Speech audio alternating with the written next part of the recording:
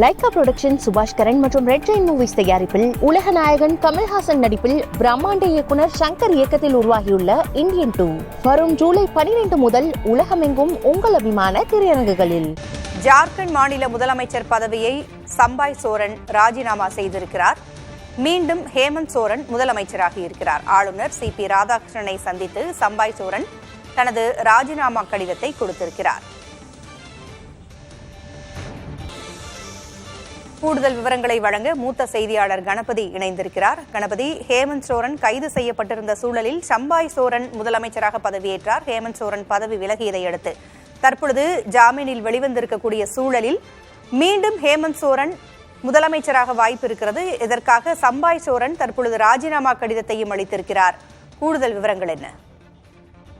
நீங்கள் சொன்னது போலவே ஹேமந்த் சோரன் மீண்டும் முதலமைச்சர் பதவியை ஏற்க வேண்டும் என ஜார்க்கண்ட் முக்தி மோர்ச்சா கட்சியின் தலைவர்கள் வலியுறுத்தியுள்ளனர்.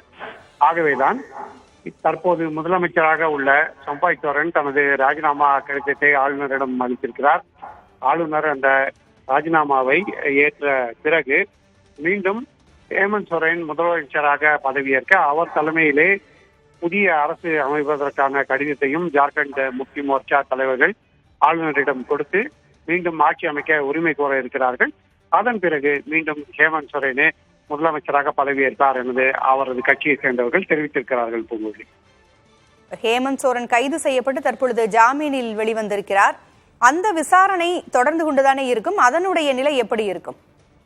நிச்சயமாக அந்த விசாரணை தொடரும். ஆனால் அதற்கு நீண்ட காலதாமதம் ஆகும்.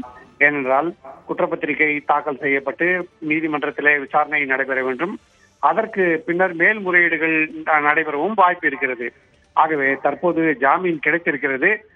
மீண்டும் ஜாமீன் பறிபோய் சிறையில் அடைக்கப்பட வாய்ப்பு இல்லை என்கிற சூழலை கருத்தில் கொண்டு ஹேமந்த் சோரன் மீண்டும் முதலமைச்சராக பதவியேற்க முயற்சி ஜார்க்கண்ட் முக்தி மோர்ச்சா கட்சி எடுத்திருக்கிறது.